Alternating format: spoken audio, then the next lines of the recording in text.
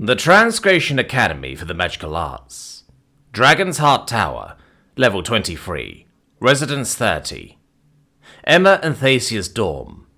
Local time, 1920 hours. Thasia. When the Venerian first revealed to me that Emma was in possession of platinum, a reflexive part of my psyche was put into shock. However, it would only take a scant few moments before that shock quickly transitioned into tentative understanding, before evolving further into an outright realization of the truth. The truth that there was, without a shadow of a doubt, parity, as it pertained to the material abundance of both realms. Memories from that first day of our private interactions were brought forth, and it was in those memories that I recalled my first glimpses into the Earthrealmer's mannerless world. I recall the images of Earthrealm's forges, advancing through the ages, developing without the aid of mana, yet increasing in size, scale, and intricacy with each passing era.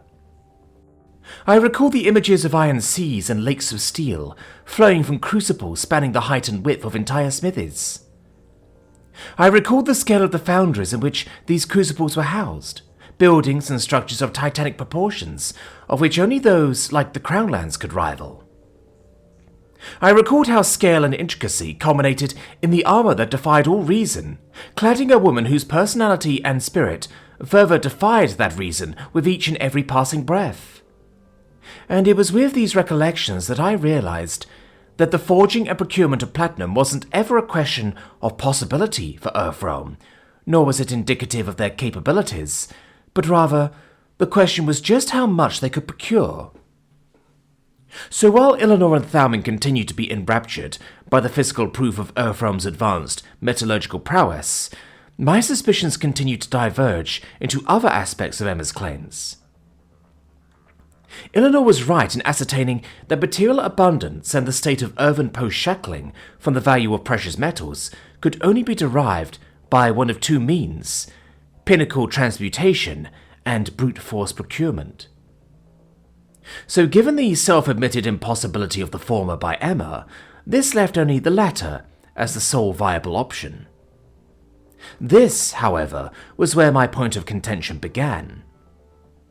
As despite the physical proof of the Wall of Platinum clearly hinting at abundance, this form of abundance was fleeting. A realm was, after all, finite in nature, which meant that after all the mines had been dug up, and after the world itself had been hollowed out, what remains is a barrier of scarcity which no civilization can ever truly cross. There was only one exception to this functional limit on growth, and that was with the development of pinnacle transmutation, and the Nexus's infinitely expanding farlands. This meant that Emma's claims of parity could be cast into doubt. At least, it would have been for both Thalmin and Eleanor, if I were to have brought it up outright. Because unlike the pair, I was privy to the sky-shattering realizations that had first been presented within the library, and a second time in Emma's private sightseer viewing. These insights into what is, for all intents and purposes, ostensibly a mannerless nexus. My mind thus wandered towards the tail end of Emma and Eleanor's back and forths, as my imagination took a firm hold, and my thoughts were left to wonder the ramifications of all this information. Perhaps the truth of abundance lies somewhere amidst the oceans of stars. Perhaps the key to material abundance without the aid of pinnacle transmutation was in breaching the skies to reach the void. Perhaps our ancestors' efforts should have been invested in that which was just in reach and not in the path that led us towards the regrettable state of affairs we now found ourselves in. Perhaps a private conversation was needed to put to rest this question of material parity once and for all. The Transgression Academy for the Magical Arts. Dragon's Heart Tower, Level 23, Residence 30. Emma and Thasia's dorm. Local time, 1920 hours. Emma. Eleanor's passed-out body was quickly lifted into the arms of the princely wolf, whose reactions to the whole affair was self-explanatory. Huh, the wolf prince emoted with a cock of his head. For how much he eats, He weighs less than a heavy claymore. Thalmin jabbed with a cackle of facetious intent. In any case, Emma, I believe it would be prudent if you caught up on some rest. I'll see to the Venerian myself. You've been through enough today as is. A day of victory is to be enjoyed, not to be bothered by the burden of others. Not especially a troublesome associate. Thanks, Thalmin. I nodded gratefully. The pleasure is all mine, Emma. He nodded back, as he effortlessly began walking towards the door with Ilalor in tow, leaving with a final few words. See you tomorrow, then. Hopefully the trip to Elisir should prove to be uneventful. A swift wave marked the end of that little episode with the Venerian, and following a light slam of the door, I allowed myself a loud, tired sigh. I instinctively followed the commands of my exhausted body, moving over towards the reinforced couch like a zombie, before plopping down with the force of a train wreck. I promptly just laid there, sprawling out in the process. Throughout all of this, however, Thacia had remained surprisingly silent. Though that silence wouldn't remain for long, as the princess approached the couch and sat opposite of me with courtly tact. Emma, she began, her tone of voice once more locking into that serious talk vibe. I have some further questions I'd like to ask, if I may. Is this about the resource parity situation? Yes, she nodded. Unless, of course, you wish to rest first and... No, I'm fine. Please, fire away, I quickly interjected, encouraging the Avenor to continue. As you wish. She dipped her head before continuing. Whilst the other two are very much still in shock as a result of the reveal of your treasury, a thought has occurred to me which I believe is best addressed in private. The princess began, her vagueness piquing my interest. I can't imagine anything about the whole situation that might require a private discussion, I blurted out without much thought, eliciting a look that I could only describe as, Are you serious? From the likes of Thacia. I had purposely refrained from broaching this topic out of respect for your narrative, as I assumed you had intentionally withheld addressing the matter of exactly what and from where your post-shackling abundance is derived from. Thacia responded politely, though that politeness hid a level of blunt incredulity that even I could detect. At least, I assume this to be a matter of purposeful omission on your part? That reveal blindsided me, as I was hit face first with Thacia's astuteness in the face of what was effectively a paradigm-altering series of revelations. The princess's calm collectedness had already impressed me by this point, but it was these little moments that just really sealed my respect for her capabilities. I could only hope to match it. Oh, that topic. Yeah, you're right on the money with that one, Thacia, I admitted with a respectful dip of my head. I appreciate the thoughtfulness there. The pleasure is all mine, Emma. This isn't the first time I've offered conversational courtesy via absentia, and given the subject being broached, I understand the hesitancy in addressing such matters. The princess returned the nod, though I admit I was only able to reach the conclusion that I did by combining the pieces of a grander puzzle.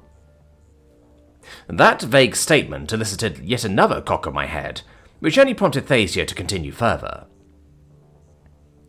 The question of platinum as an indicator for your realm's advancement was never a matter of concern to me.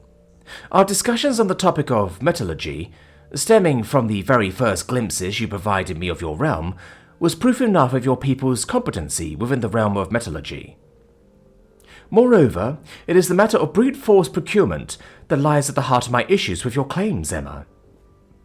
The fact of the matter is, even with your advanced processing capabilities, you remain shackled by the very limitation that all realms face.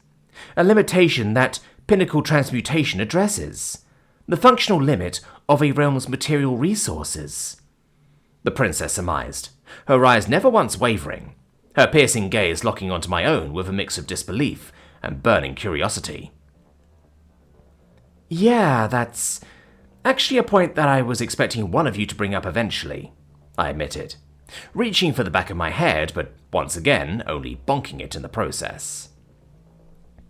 It is, in fact, a rather large point of contention once the shock of your treasury wears off, the princess acknowledged, But in any case, my point of contention lies with this functional impasse, Emma.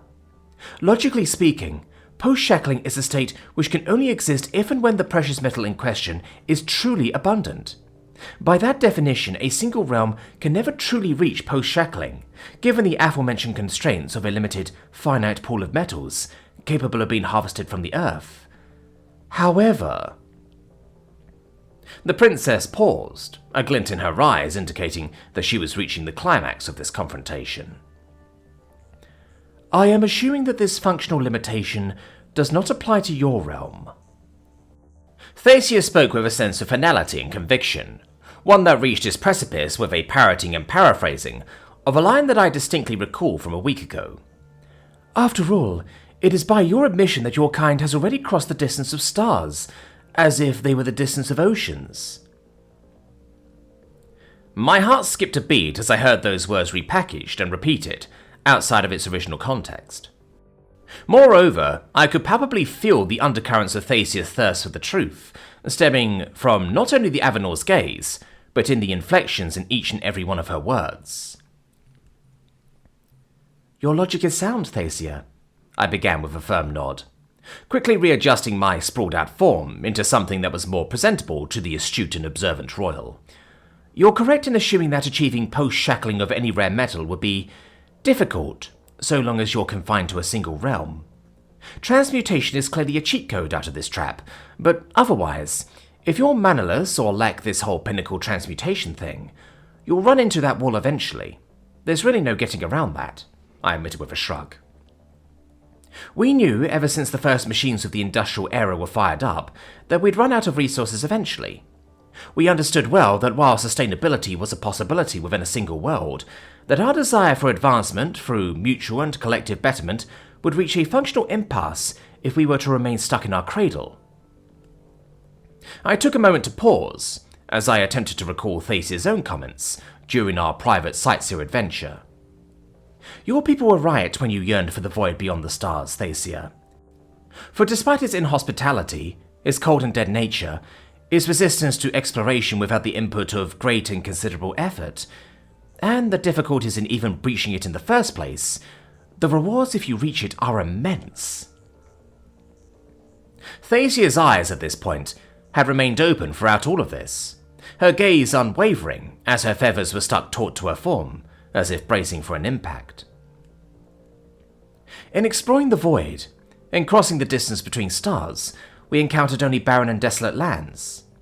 Some were realms of red dirt with no air, no water, and not a hint of life, save for traces of what was perhaps once life within the microverse. Others were realms of unending storms, torrential downpours of acid instead of rain, with temperatures so immense that even metals would melt beneath its sweltering atmosphere. Others still were realms of icy tombs, harbouring dead oceans and an unending dark abyss, which for eons has never seen the light of day. Yet it was the first of these dead worlds where we began our tentative forays into material post-shackling. A world which our ancestors had been infatuated with from the very onset of our species. I paused, grabbing my tablet as I set it down on the table, accessing an image of a night sky, before pointing towards a lone white circle hovering overhead. Your moon? Thacia questioned. Yes, I'm not sure just how much the Nexus has damaged your kind's advancements in the field of astronomy, but the moon is a realm unto its own, yes, Thacia interjected. That's what the empiricalists believe after close scrutiny using early forms of mannerless Farseer devices, though many, even at the height of empiricalism, chose to believe otherwise. Right, I nodded. Well, your astronomers were right, Thacia. The moon is a realm unto its own. A smaller realm, sure, but a realm all the same. While some celestial bodies, realms, may differ with regards to the material composition of their crusts, the fact of the matter is, once you have the capability to reach these realms, you effectively have a near limitless number of realms to extract resources from. Thacia muttered out under a bated breath, her eyes completely locked to the now floating hologram of a pre-settled Luna. An alien sight even for me, as Luna without its signature rings, or its seemingly endless seas of crater cities, felt off. This renders the former option, the brute force extraction of metals from the earth, as a valid solution to rival pinnacle transmutation, the princess surmised, before her eyes finally disengaged from its vice grip of the hologram, and once more entered a state of deep thought. But the scale at which you would need to extract such metals to render them functionally worthless would be astronomical, I finished Thasia's sentence for her. Yes, she nodded in response, raising a brow at my choice of words. Yeah, it is. In fact, traditional resource extraction, whilst scalable, can't really compare to the new form of extraction that's only possible due to the nature of the void, I clarified, igniting a new phrase in the princess's fiery curiosity. Do tell, she urged. Right, so you understand that aside from the moon that hovers above your realm, that there exists other realms, other planets, which are effectively neighbours to your own, correct? That was another theory, and it only makes sense that if a realm can hover above ours, that others similar to it may exist just out of sight, yes. Thasia acknowledged with a nod. All right, well, the void between those realms, similar to the void which separates your realm from your moon, isn't truly vast nor empty, I began. There exists smaller, miniature realms, as it were. Some barely the size of this castle, whilst others the size of entire continents. All of them, however, share a similar characteristic. They're all just solid chunks of rock and ice floating through the void. Thasia's eyes shifted once again, her head twitching in the way that only an avian could, as it was clear she was taking her time to process all of this. Islands, then, she spoke suddenly. If the void is to a realm what oceans are to continents, then these miniature realms of rock could be compared to islands dotting an ocean. Thasia surmised, her eyes betraying the intelligent clockwork running behind them. Yeah, that's actually very apt, I acknowledged with a nod before continuing. However, unlike islands, these miniature realms, asteroids as we call them, are quite literally just chunks of rock, just floating in a void of near-nothingness.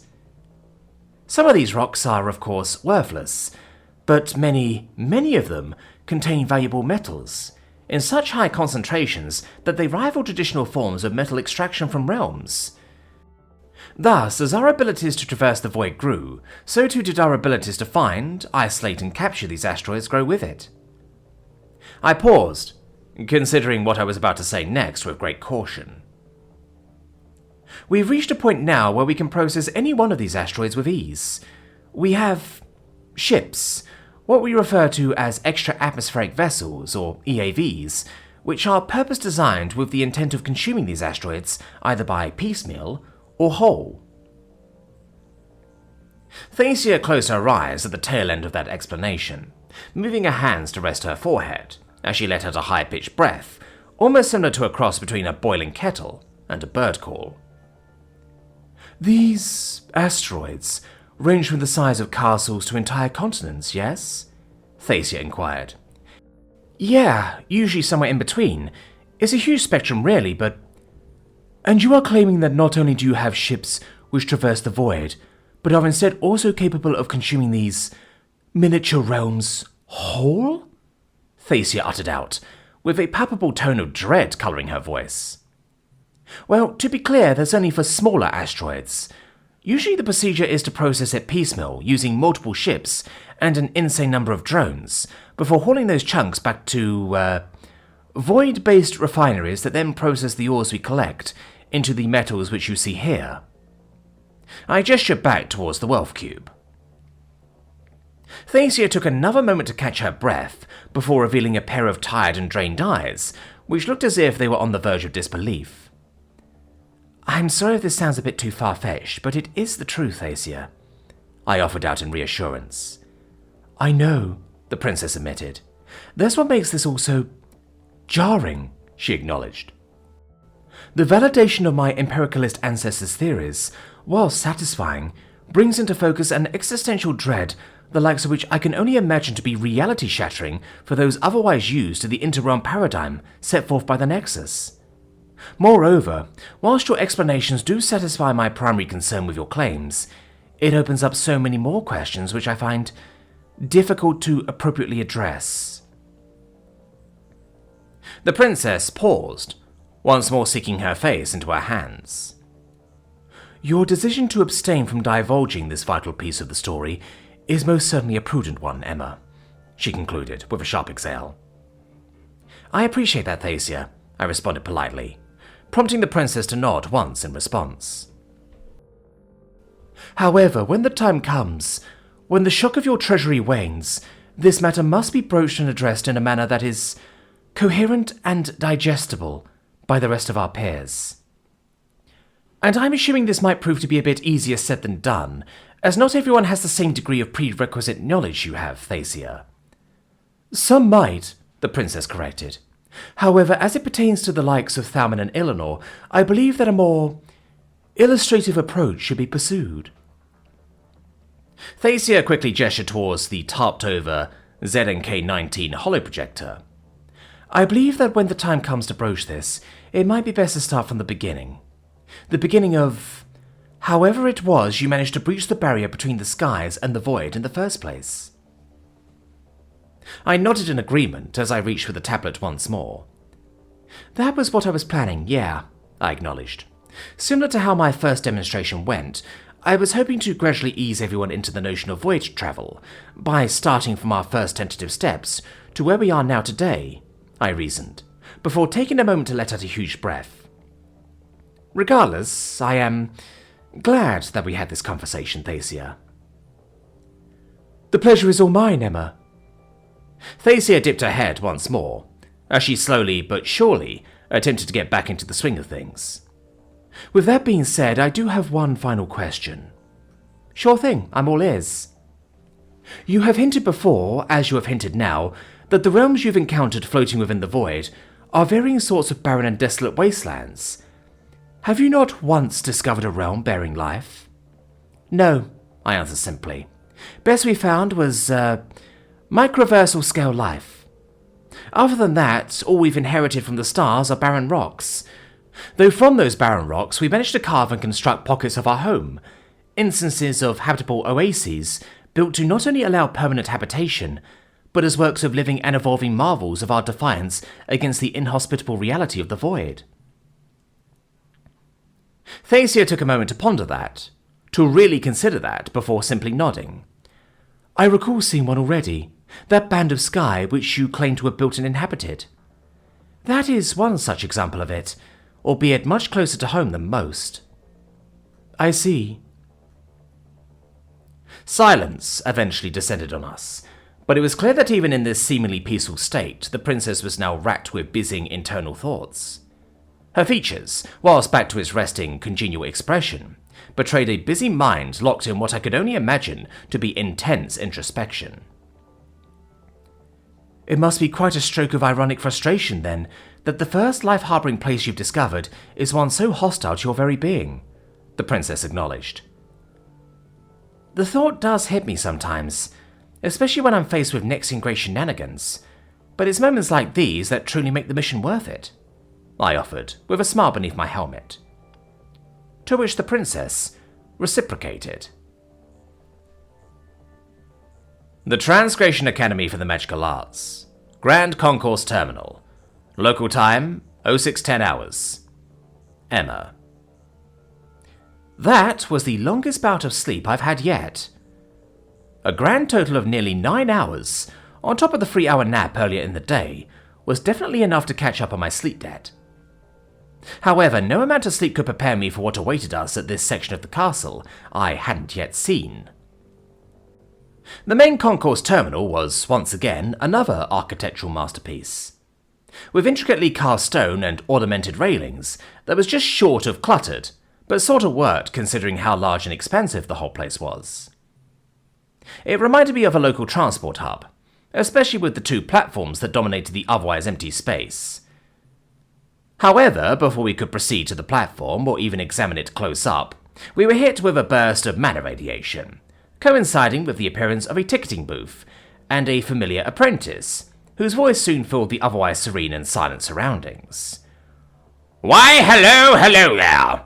What's all this, then?" he practically yelled out. "Some bumbling band deciding to take a trip to town? Unsupervised? Without any tickets?" It was at this point, however, that Eleanor started showing his true disgruntled colours, as he approached the ticketing booth and demanded that I raise him up to face the apprentice. I did so silently, lifting up the little grumpy noble, and bringing him up to eye level with the apprentice, prompting some sort of a stare-off. "We are first years, you bumbling idiot! Now check your schedule and check your daily orders." A small grumble soon emerged from within the ticketing booth, as the apprentice narrowed his eyes on a cartoonishly long scroll of paper before nodding in agreement.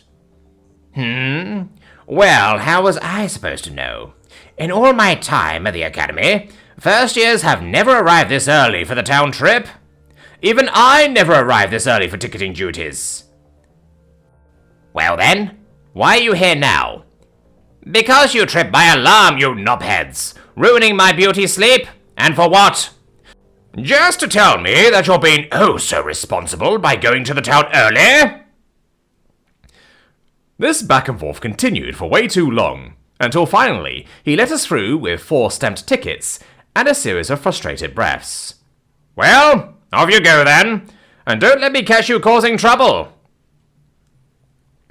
We moved forwards, each of us assigned tickets by the apprentice, just as the doors to the platform soon opened up, revealing a sheer cliff face and a view of the town below. The terminal, with its doors now open, reminded me of one of those high-altitude ski resorts in Switzerland and Olympus Mons.